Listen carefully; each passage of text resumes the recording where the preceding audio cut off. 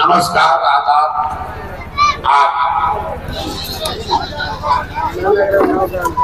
आपके गांव का बड़ा नाम सुना है। लोग बताते हैं कि आपके गांव से ही बेला विधानसभा की राजनीति तय की जाती है।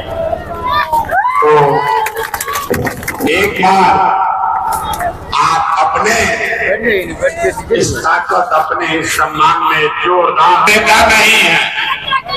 और अभी चुनाव है, लेकिन ये चुनावी सभा नहीं है। हम पिछले 2-2.5 साल से पैदल चल रहे, 5000 से ज्यादा गांव में पैदल चल के गए हैं। जैसा तारिक भाई बता रहे थे, अभी हम गाड़ी से आए हैं। इसलिए आए हैं कि जन सुराज में हमारे साथियों ने मिलकर अब इसको एक राजनीतिक दल का स्वरूप दे दिया। तो जो लोग हमको जानते हैं उनको मालूम है कि प्रशांत किशोर चुनाव लड़ाते हैं, चुनाव का प्रबंधन करते हैं, बहुत बड़े रणनीतिकार हैं। तो जब बड़े बड़े दल और नेताओं को चुनाव में सलाह दिया, तो जब अब हमारे साथियों ने मिलकर बिहार में एक नया दल बनाया है, तो इनकी भी मदद करने के लिए आज यहाँ आए हैं और आपसे कुछ सलाह मशवरा करेंगे। वोट और नहीं मांगेंगे, इत्मीनान रखिए।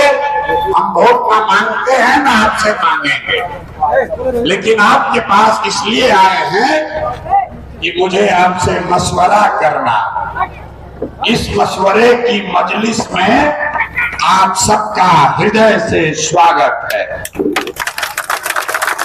मुसलमानों को मशवरे की जरूरत है। इस मशवरे की मजलिस की जरूरत क्यों है?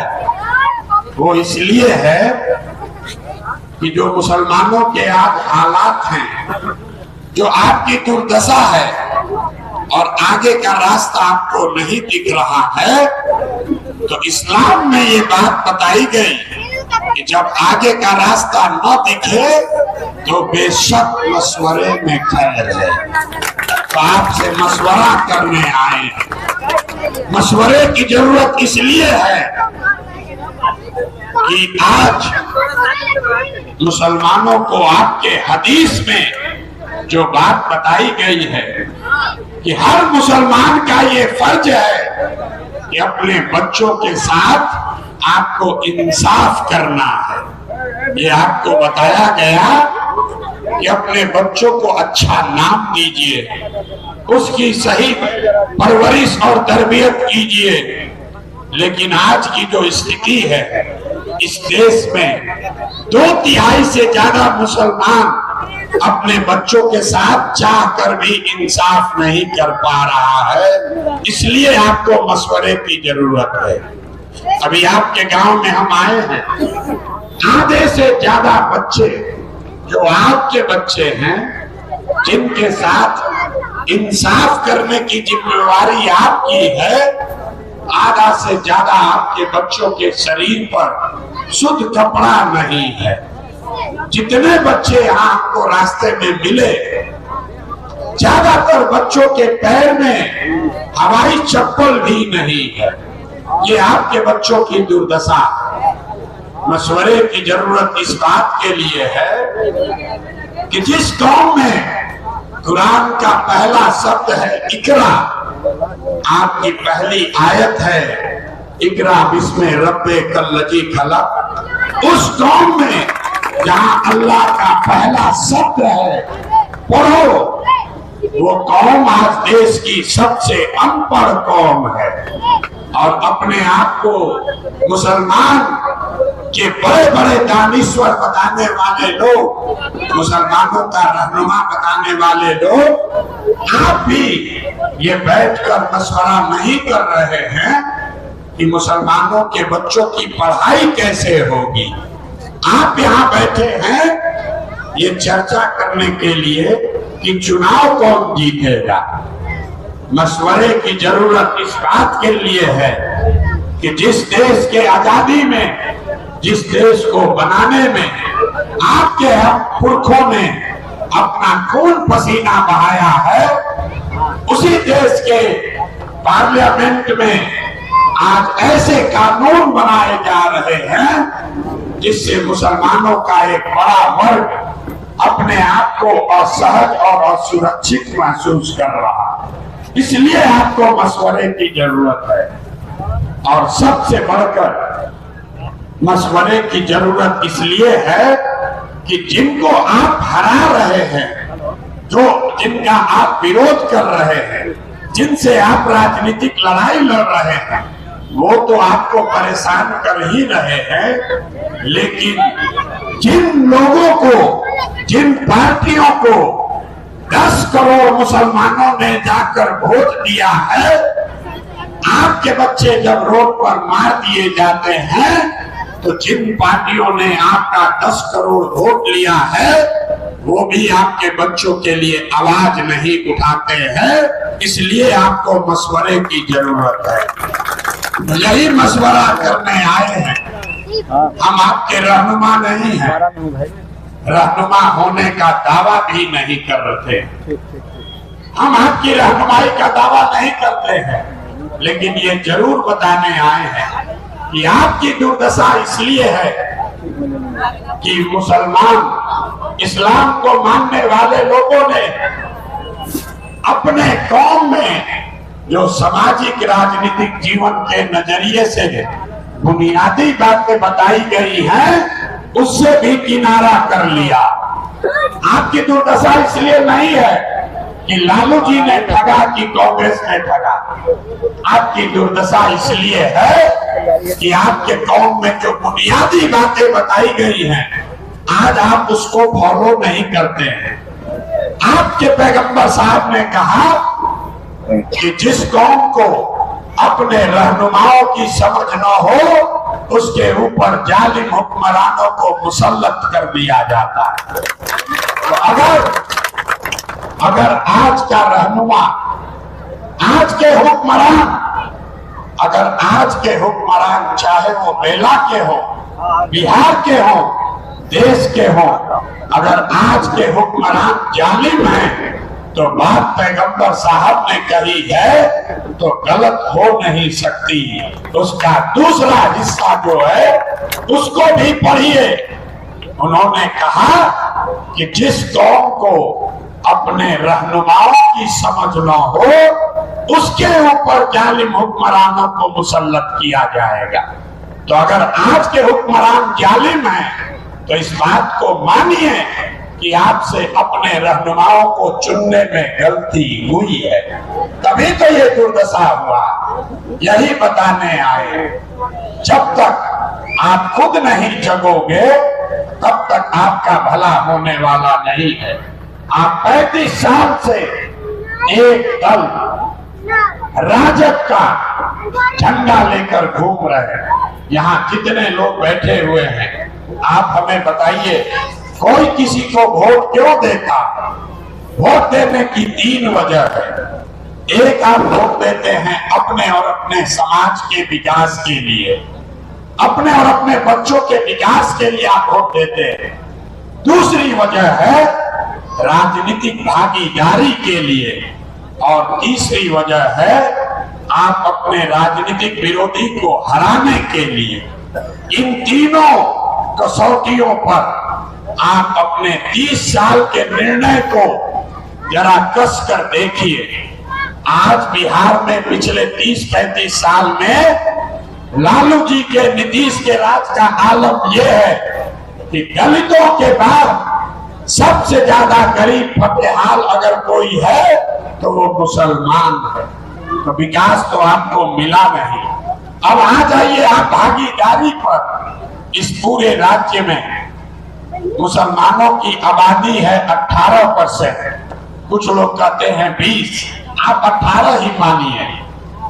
और पूरे राज्य में सिर्फ 19 विधायक ही, सभी दलों को जोड़ दीजिएगा तो सिर्फ 19 विधायक ही मुसलमान हैं। इसकी चर्चा आप रोज सुनते होंगे, लेकिन हम आपको नई बात बताएंगे। 19 विधायक आपके हैं, ये चिंता का कारण नहीं है। 19 विधायक इसलिए हैं कि राजद ने, कांग्रेस ने आपको ज्यादा मुसलमानों को टिकट नहीं दिया।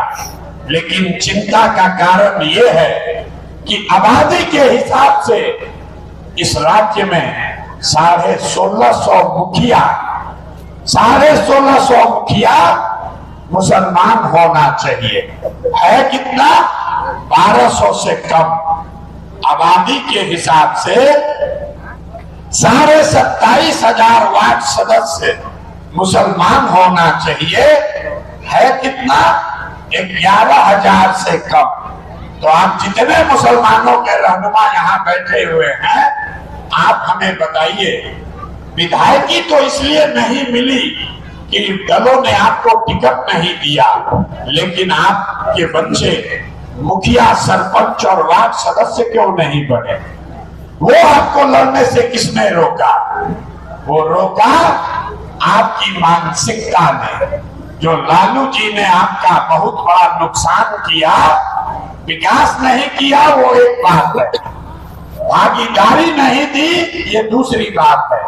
लेकिन जो सबसे बड़ा उन्होंने गलत किया कि आपको और आपके बच्चों को ये बता दिया कि आप अपने दम पर कुछ नहीं कर सकते हो, हमारे पीछे चलते रहो।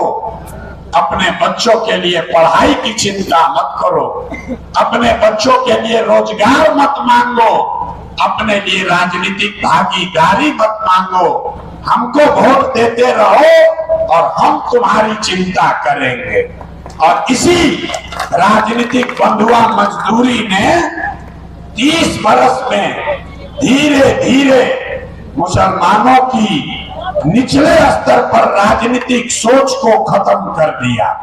अब मुसलमान लड़ने जीतने की बात ही छोड़िए, जितने लोग आप यहाँ आए हैं, आप दिल पर हाथ रखकर बोलिए, 5 वर्ष में कभी आपने जीतने की बात नहीं सोची होगी। घर में बैठकर बहुत सलाहियत रखने वाले मुसलमान भी ये सोचते हैं कि भाजपा को हराएंगे कैसे, खुद लड़ने जीतने की बात ही छोड़ दी। इसीलिए आपका ये दुर्दशा हुआ। दूसरी कसौटी, विकास मिला नहीं, भागीदारी मिली नहीं, फिर भी आपने वोट दिया भाजपा को हराने के नाम पर। चलिए उसी पर देख लीजिए, 1989 से आप लालटेन को एक मुश्त वोट देते हैं। 89 में भाजपा का देश में 2 सांसद था और बिहार में 0, और 1989 से 2014 हो गया, 2 पीढ़ी मुसलमानों की निकल गई। भाजपा बिहार में 0 से बढ़कर 30 हो गया, देश में 2 से बढ़कर 250 हो गया। तो भाई मेरे, आपको विकास मिला नहीं, भागीदारी मिली नहीं, भाजपा को आप हरा पा नहीं रहे हैं, तो फिर आप वोट क्यों दे रहे? मुसलमानों के पास कोई जवाब नहीं है।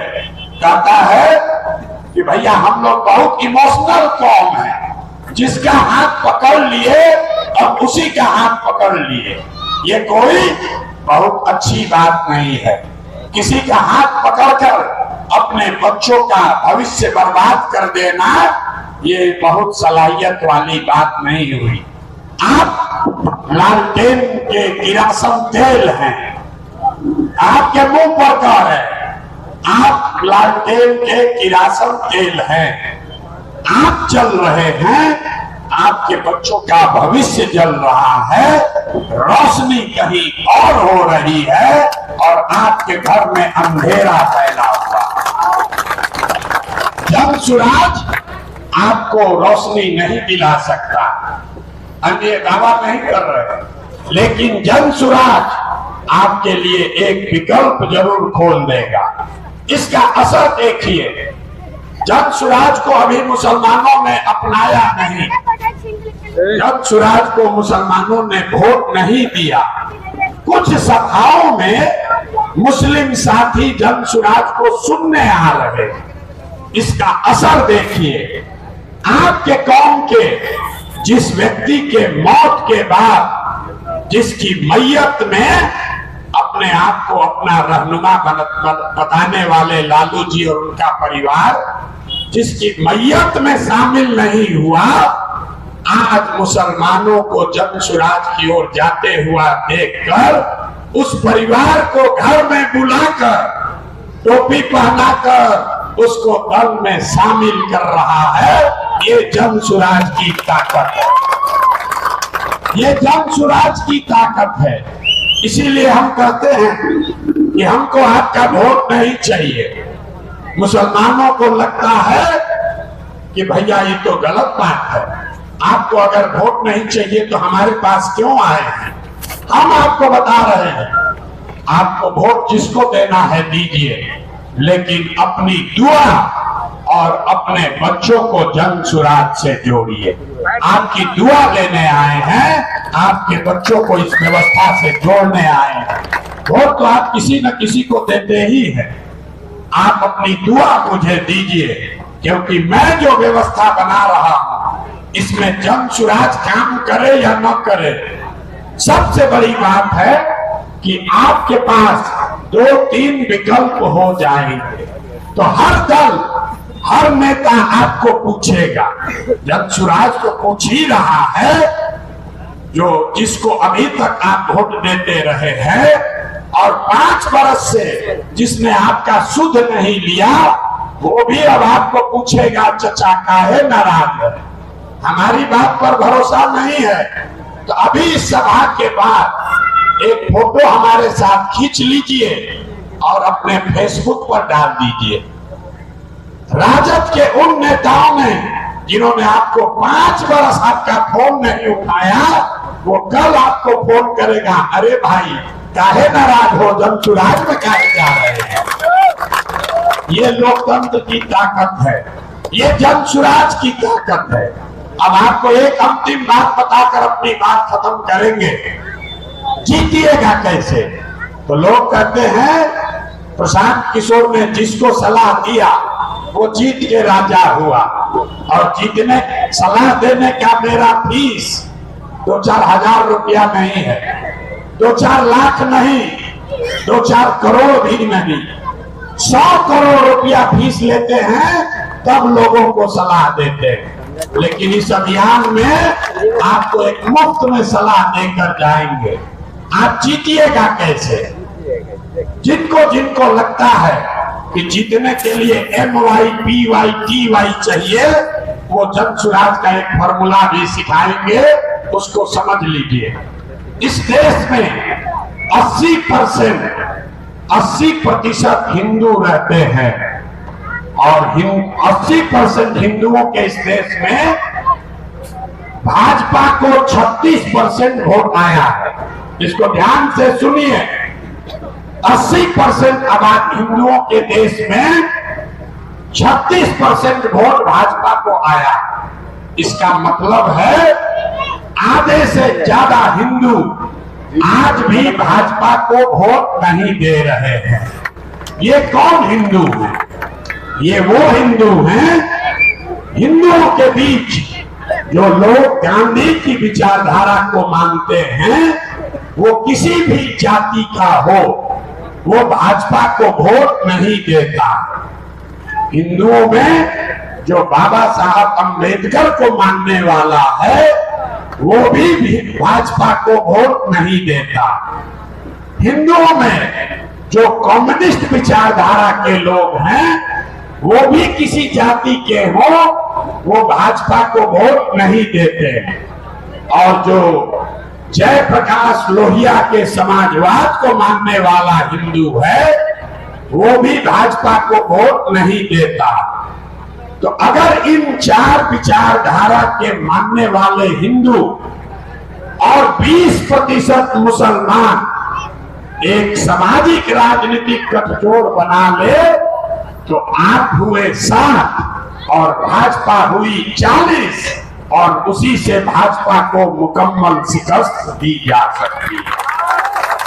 यही जंग सुराज के सोच का राजनीतिक आधार है, और यही हम लोग ओवैसी साहब से अलग है।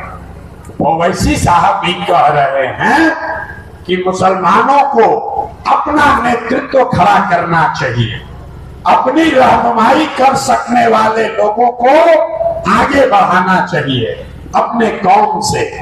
जमशुराज भी यही कह रहा कि मुसलमानों को अपने कौम से अपने नए रहनुमाओं को तैयार करना चाहिए।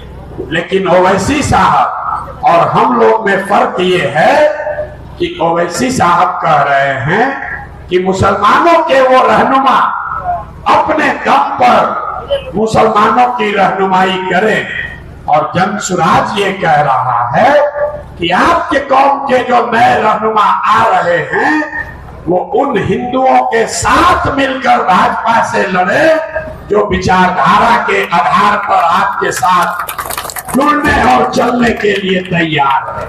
तो अगर आप ओवैसी साहब का फॉर्मूला मानिएगा तो 80% हिंदू भाजपा हुआ, 20% आप हुए, और अगर जमशुराज का फॉर्मूला मानिएगा तो भाजपा हुई 40, आप हुए 7, और इसी से जीत हासिल की जा सकती है, इसी रास्ते। और ये थियरी नहीं है, इसको हमने 10 राज्यों में करके दिखाया। जहां भी चुनाव लड़े, 2015 में बिहार में, 2017 में पंजाब में, 18 में तेलंगाना में, 19 में आंध्र प्रदेश में, 20 में महाराष्ट्र और दिल्ली में, 2022-21 में तमिलनाडु और वेस्ट बंगाल में, इतने जगह मैंने इस फॉर्मूला से भाजपा और भाजपा के साथी दलों को मुकम्मल शिकस्त दिया है। तो अगर आप इसको विचारधारा को अपनाएंगे तो लिख के ले लीजिए, बिहार की बात छोड़िए, अगर आपने इसमें कंधा लगाया तो भरोसा रखिए 2 बरस के अंदर बिहार तो जीतेंगे ही जीतेंगे, पूरे देश का राजनीति का निगल यहाँ घुमाकर बिहार के ओर कर देंगे। ये तय आपको करना है। अगर आप कंधा लगाएंगे तो हमारी लड़ाई जरूर थोड़ी आसान हो जाएगी, लेकिन अगर आप कंधा न भी लगाएं तो भी कोई चिंता की बात नहीं है। जीतेगा जमशुराज। आप वोट दीजिए या मत दीजिए, जीतेगा जमशुराज ही।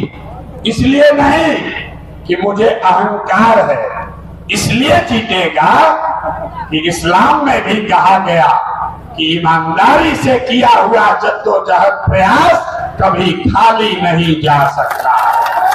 और मैं ईमानदारी से 2-2.5 बरस से जितना किसी ने मेहनत न किया हो इतनी मेहनत कर रहा। तो जीतेगा जमशुराज ही। आपको तय करना है कि आप अभी चलेंगे कि जीतने के बाद चलेंगे। हमारे पास आपके लिए दोनों जगह है।